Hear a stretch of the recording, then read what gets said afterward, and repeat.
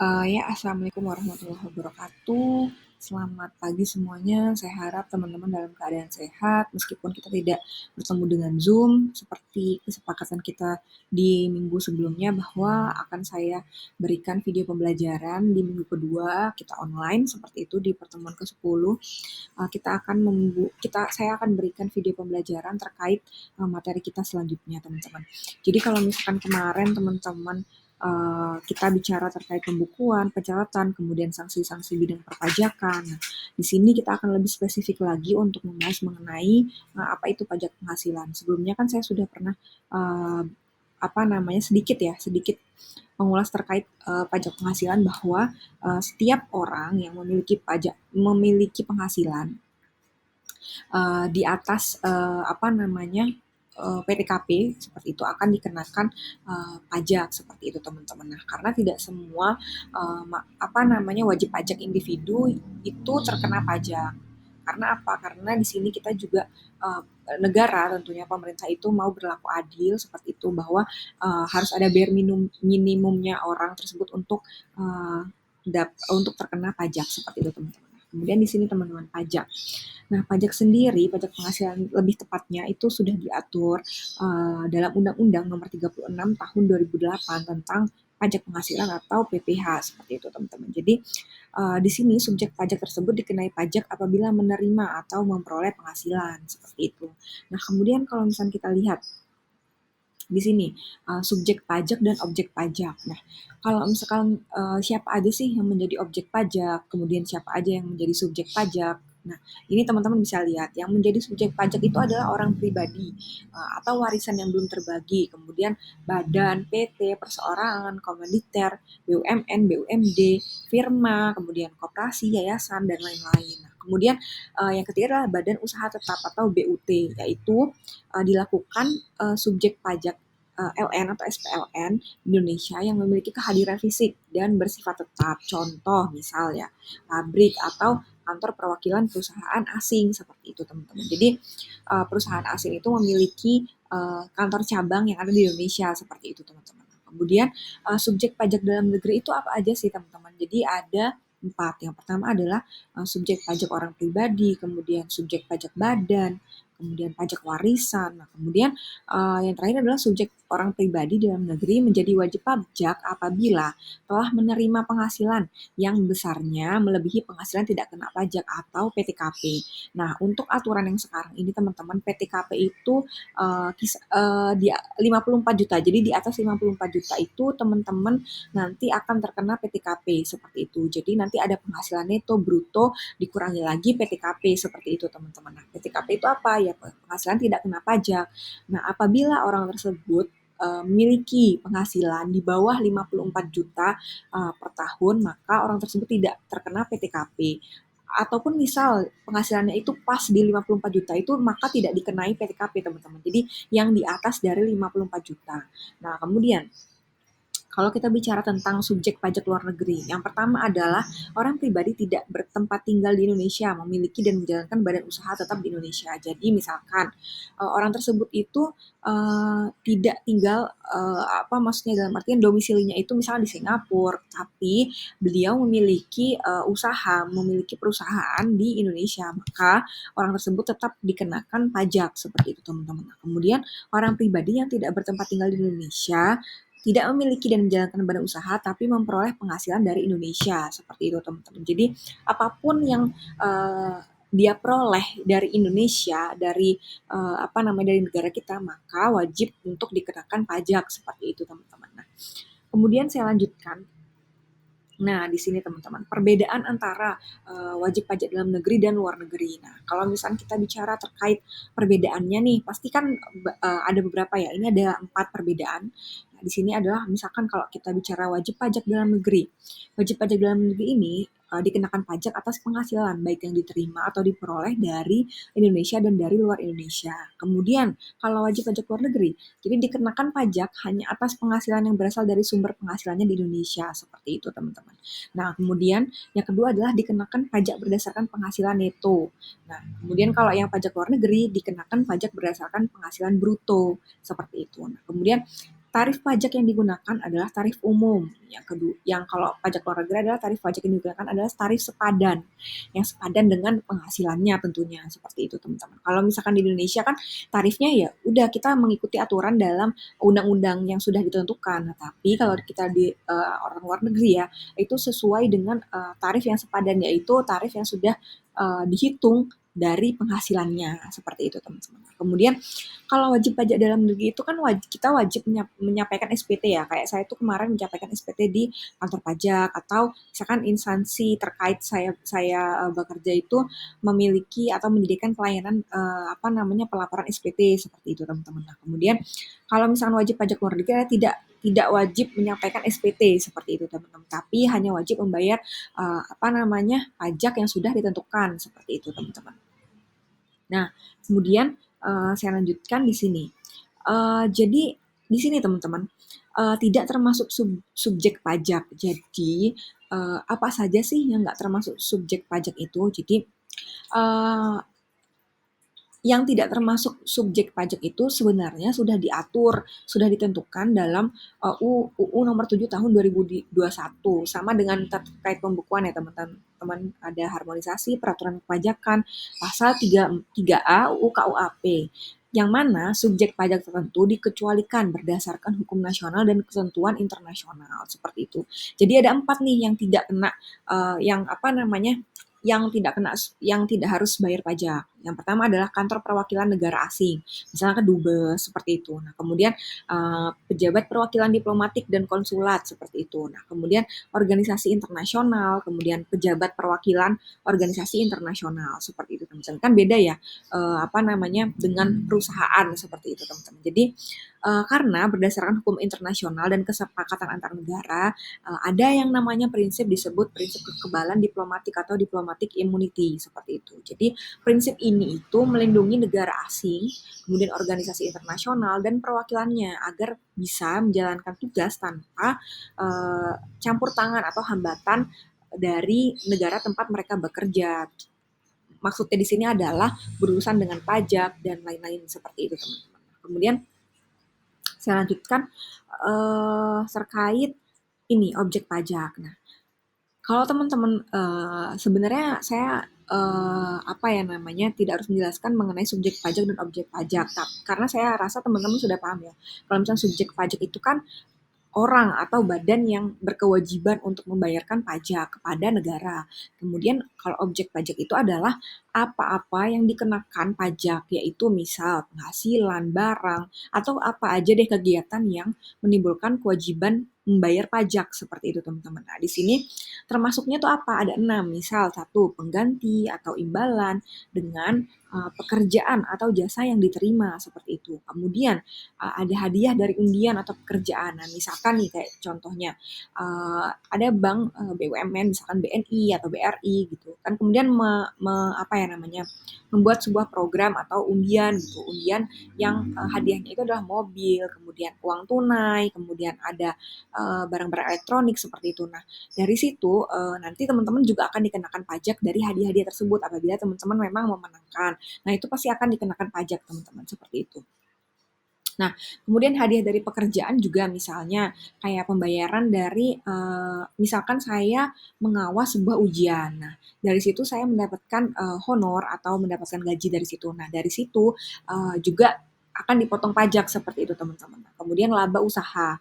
Nah, kemudian ada keuntungan karena penjualan, karena pengalihan harta seperti itu. Nah, kemudian premi asuransi dan royalti dan lain-lain seperti itu teman-teman. Nah, kemudian di sini penghasilan dikelompokkan menjadi 4. Jadi ada dari pekerjaan dalam hubungan kerja, kemudian dari usaha atau kegiatan, kemudian dari modal atau penggunaan harta, kemudian ada penghasilan-penghasilan lain seperti itu teman-teman. Nah, kemudian saya lanjutkan di sini teman-teman. Yang tidak termasuk objek pajak. Nah, kalau tadi kan kita udah bahas, tadi ada berapa? 6 ya. Ada 6 yang ada berapa sih?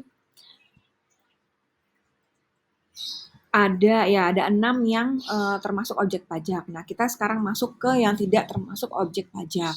Itu juga ada 6 teman-teman. Jadi, misal satu pertama, bantuan atau sumbangan atau harta hibahan yang diterima oleh keluarga. Misal kayak apa namanya bedah rumah kayak gitu ya teman-teman. Bedah rumah itu kan dalam artian bantuan ya, bantuan dari program, dari mungkin acara TV atau apapun lah, atau dari perusahaan itu tidak dikenakan pajak. Apa ya namanya, bentuknya itu tidak tidak terkena pajak seperti itu. Nah, kemudian warisan. Nah, warisan di sini warisan yang sudah terbagi ya, sudah terbagi dalam artian sudah dibagikan dan sudah menjadi milik atas nama seseorang tersebut. Nah, itu sudah tidak termasuk dalam objek pajak seperti itu. Nah, kemudian harta termasuk setoran tunai yang terima oleh badan sebagai pengganti saham seperti itu. Nah, kemudian imbalan sehubungan dengan pekerjaan atau jasa yang diterima dalam bentuk natura dan kenikmatan dari wajib pajak atau pemerintah seperti itu. Nah, kemudian yang kelima adalah pembayaran dari perusahaan asuransi kepada orang pribadi seperti itu. Kemudian 6 ada dividen atau bagian laba yang diterima perseroan terbatas atau PT sebagai wajib pajak dalam negeri, koperasi, BUMN ataupun BUMD seperti itu teman-teman. Jadi di sini teman-teman bisa lihat bahwa apa namanya ada ketika kita berbicara mengenai objek pajak apa aja yang apa namanya yang termasuk dalam objek pajak, kita juga bicara tentang tidak apa aja yang tidak termasuk dalam objek pajak tersebut seperti itu teman-teman. Kemudian saya lanjutkan di sini kita bicara lagi mengenai dasar pengenaan pajak dan cara menghitung penghasilan kena pajak seperti itu teman-teman. Jadi apa namanya, kita harus tahu dulu teman-teman. Teman-teman harus tahu mengenai penghasilan neto, kemudian penghasilan bruto seperti itu. Nah, penghasilan neto itu adalah penghasilan jumlah. Jadi penghasilan yang sudah dikurangi semua potongan, misal BPJS, apa namanya, biaya-biaya yang lain dari perusahaan, misalnya seperti itu. Jadi penghasilan itu adalah penghasilan bersih yang telah dikurangi semua potongan atau biaya pajak. Nah, kalau penghasilan bruto, bruto itu adalah sebelum dikurangi biaya atau potongan atau pajak seperti itu teman-teman. Jadi di sini wajib pajak dalam negeri dan BUT atau Badan Usaha Tetap dasar pengenaan pajak adalah penghasilan kena pajak. Misal penghasilan kena pajak, misalkan WP Badan. WP Badan itu adalah wajib pajak badan. Itu sama dengan penghasilan neto seperti itu teman-teman. Kemudian kalau penghasilan kena pajak atau WP atau wajib pajak orang pribadi sama dengan penghasilan neto, penghasilannya sudah terpotong biaya-biaya itu dikurangi PTKP seperti itu teman-teman. PTKP itu nanti kita bahas lebih dalam lagi. Nah, di sini penghitungan besarnya penghasilan itu bagi wajib pajak dalam negeri dan bentuk usaha tetap atau BUT dapat dilakukan dengan dua cara. Yang pertama menggunakan pembukuan, yang kedua adalah menggunakan norma perhitungan penghasilan neto seperti itu teman-teman. Nah, di sini kita masuk ke menggunakan pembukuan. Jadi di sini rumus untuk menghitung penghasilan kena pajak menggunakan pembukuan dapat dirumuskan sebagai berikut. Misal, satu, penghasilan kena pajak WP orang pribadi.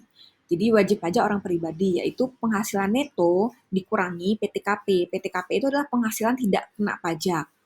Misal, kalau penghasilan Anda atau penghasilan teman-teman itu di bawah atau sama dengan PTKP itu kan jumlahnya 54 juta per tahun ya. Berarti tidak perlu membayar pajak penghasilan atau PPh 21. Nah, tapi kalau di atas PTKP maka hanya kelebihannya saja yang dikenakan pajak. Seperti itu teman-teman. Nah, kemudian contoh sederhana misal gini ya, PTKP setahun itu sama dengan 54 juta. Jadi penghasilan teman-teman itu setahun 50 juta, maka teman-teman nggak kena pajak, tidak kena PTKP, seperti itu. Nah, misal kalau misalnya penghasilan teman-teman itu 70 juta, 70 juta maka yang kena pajak itu kan 16 jutanya aja, karena 70 juta dikurangi 54 juta, seperti itu teman-teman. Jadi eh, maka kalau di atas PTKP hanya kelebihannya saja yang dikenakan pajak seperti itu teman-teman. Jadi yang kedua untuk penghasilan kena pajak WP orang pribadi itu bisa penghasilan bruto kemudian dikurangi biaya yang diperkenankan UU PPh kemudian PTKP. Nah ini sebenarnya sama aja karena kalau penghasilan neto itu kan penghasilan yang sudah dikurangi oleh biaya-biaya ya biaya-biaya tambahan dan pajak seperti itu. Nah kemudian ada perhitungan yang kedua itu bisa dengan penghasilan bruto kemudian dikurangi biaya yang diperkenankan UU PPh dan kemudian PTKP. Jadi PTKP ini pasti kena teman-teman ke wajib pajak orang pribadi. Tapi tidak semua wajib pajak apa namanya terkena PTKP seperti itu karena kan nggak semua penghasilan apa namanya orang pribadi itu di atas 54 juta per tahun seperti itu teman-teman. Nah, kemudian yang kedua adalah penghasilan kena pajak WP badan atau wajib pajak badan atau usaha atau PT seperti itu. Nah, itu sama dengan neto, penghasilan neto. Jadi penghasilan yang sudah dipotong apapun yang diperkenankan UU PPH tadi seperti itu teman-teman. Kemudian bisa juga yang kedua adalah penghasilan bruto. Ini penghasilan bruto dikurangi biaya yang diperkenankan UU PPH. Sebenarnya sama aja ya teman-teman. Lebih mudah sebenarnya pakai yang pertama, yaitu yang penghasilan neto, bahwa ya sudah penghasilannya sudah dipotong dari biaya-biaya yang diperkenankan seperti itu teman-teman. Kemudian saya lanjutkan ya. Eh, ini jadi kita yang selanjutnya adalah menggunakan norma penghitungan penghasilan neto. Jadi wajib pajak yang boleh menggunakan metode ini adalah orang pribadi yang memenuhi syarat. Jadi ada syaratnya teman-teman, ada dua. Yang pertama adalah peredaran bruto kurang dari 4.800.000 per tahun atau penghasilan kasarnya ya. Penghasilan kasar yang belum dikurangi oleh biaya-biaya pajak dan biaya-biaya yang diperkenankan tadi itu sama dengan 4.800.000 per tahun. Kemudian mengajukan permohonan dalam jangka waktu 3 bulan pertama dari tahun buku. Nah, kemudian yang ketiga adalah menyelenggarakan pencatatan seperti itu. Ini saya kasih contoh. Misal, wajib pajak Anto kawin, sudah menikah ya, istri tidak bekerja, punya 2 anak. Jadi seorang dokter eh, bertempat tinggal di Jakarta. Misalnya besarnya persentase norma untuk dokter di Jakarta yaitu 50%. Jadi penerimaan bruto praktik dokter di rumah di Jakarta itu setahun 500 juta. Jadi penghasilan neto dihitung sebagai berikut. Sebagai dokter sama dengan 50% dikali 500 juta sama dengan 250 juta.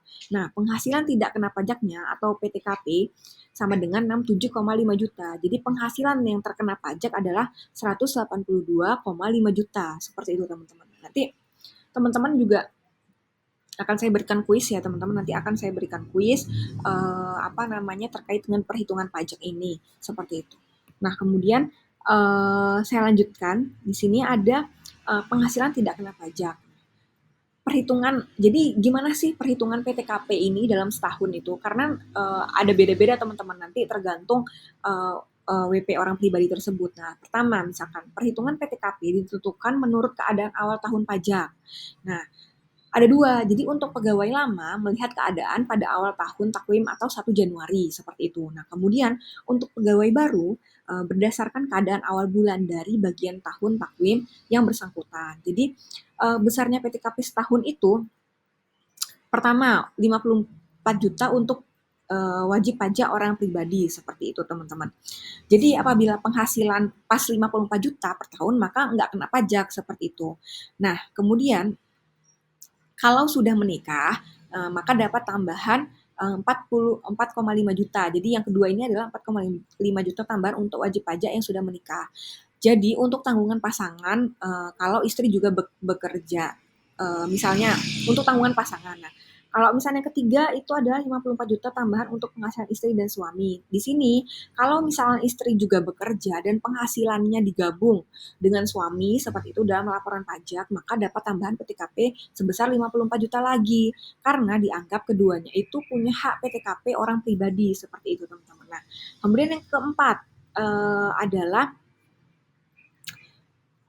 4,5 juta tambahan untuk anggota keluarga sedarah maksimal 3 orang. Nah, anggota keluarga sedarah ini misalnya punya anak kandung atau punya mertua atau punya saudara kandung, yang pasti saudara kandung itu maksimal 3 orang teman-teman. Jadi kalau menanggung keluarga seperti anak kandung, orang tua, mertua, nah dapat tambahan 4,5 juta per orangnya. Maksimalnya itu 3 orang, seperti itu teman-teman. Jadi di sini saya kasih simulasi ya contoh perhitungan PTKP-nya. Misal contoh yang pertama adalah penghitungan PTKP Joko sudah menikah dengan mempunyai seorang anak. Jadi PTKP Joko adalah, jadi PTKP setahun nih untuk wajib pajak sendiri kan 54 juta.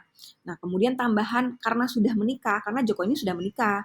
Nah, ditambah lagi 4,5 juta, 4,5 juta. Nah, kemudian punya anak lagi. Nah, satu ditambah lagi 4,5 juta. Jadi jumlahnya setahun adalah 63 juta. Seperti itu, teman-teman. Nah, kemudian ada contoh yang kedua. John warga negara asing, jadi bekerja di Indonesia pada tanggal 1 Maret 2018 dengan kontrak kerja selama 2 tahun. Jadi John sudah menikah dan mempunyai 3 anak. Jadi PTKP John adalah misalnya PTKP setahun untuk WP sendiri 54 juta.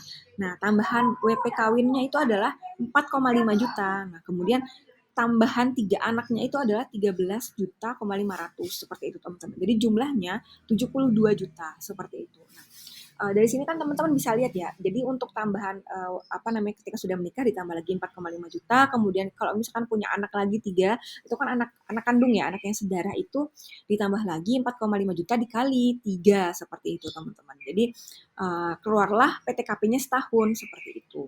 Nah, kemudian saya lanjutkan di sini adalah tarif pajak. Jadi sini apa namanya WP orang wajib pajak orang pribadi dalam negeri. Misalnya lapisan penghasilan kena pajak. Misal sampai dengan 500 juta, tarif pajaknya itu 5%. Nah, kemudian di atas 50 juta sampai dengan 250 juta itu eh, tarif pajaknya 15%. Nah, kemudian di atas 250 juta sampai 500 juta itu pajaknya 25%. Kemudian di atas 500 juta itu tarif pajaknya 30%. Seperti itu teman-teman. Nah, kemudian di sini ada kita bicara mengenai tarif pajak. Tarif pajak WP, wajib pajak badan dalam negeri, dan badan usaha tetap atau BUT seperti itu. Nah, tarif pajak atas penghasilan kena pajak bagi wajib pajak badan dalam negeri dan BUT sebesar 28% teman-teman. Jadi tarif pajak bagi wajib pajak atau WP badan dalam negeri dan BUT mulai berlaku sejak tahun berapa? Tahun 2010 diturunkan menjadi 25% seperti itu teman-teman. Awalnya 28, kemudian diturunkan jadi 25%. Nah, kemudian WP badan dalam negeri yang berbentuk PT paling sedikit 40% dari jumlah keseluruhan saham yang disetor di Bursa Efek Indonesia dan memenuhi persyaratan tertentu lainnya dapat tarif 5% lebih rendah dari tarif yang berlaku. Seperti itu teman-teman. Jadi ada persyaratannya. Nah, dari situ dari sini apa namanya teman-teman kan sudah bisa mengerti ya, sudah bisa paham, sudah bisa mengetahui bahwa pajak penghasilan itu banyak bentuknya. Kemudian ada PTKP seperti itu. Nah, ada beberapa hal yang teman-teman harus tahu bahwa tidak semua apa namanya WP atau orang pribadi ya, orang pribadi yang sudah bekerja itu kemudian dikenakan pajak. Nah, kenapa negara membuat peraturan seperti ini? Karena negara itu juga apa namanya mengedepankan asas keadilan teman-teman. Asas keadilan itu dalam artian gini, kan nggak mungkin ya, misal orang yang berpenghasilan 3.500.000 apa namanya misal per bulan ya, kemudian per tahunnya itu berapa, kan nggak sampai 54 juta, kemudian dikenakan pajak yang sedemikian rupa sama dengan yang 54 juta ke atas, kan itu kan tidak adil ya, dalam artian apa namanya makanya negara membuat peraturan, membuat aturan bahwa yang terkena PTKP itu adalah yang di atas 54 juta per tahun, seperti itu teman-teman. Nah, sampai sini semoga teman-teman dapat memahami apa yang saya sampaikan seperti itu. Nah, jangan lupa untuk mengisi apa namanya nanti ada kuis dari saya, kemudian isi presensi juga. Semoga teman-teman bisa mengerjakan kuisnya dengan benar, nanti langsung ketahuan kok skornya berapa. Seperti itu teman-teman. Nah, saya sudah kasih rumus-rumusnya, kemudian saya juga sudah kasih tentang penjelasannya. Semoga teman-teman bisa mengerjakan kuisnya dengan benar. Kalau begitu saya akhiri apa namanya materi kita untuk pertemuan ke-10 ini terkait pajak penghasilan seperti itu teman-teman. Saya harap bermanfaat bagi teman-teman seperti itu. Saya akhiri. Wassalamualaikum warahmatullahi wabarakatuh.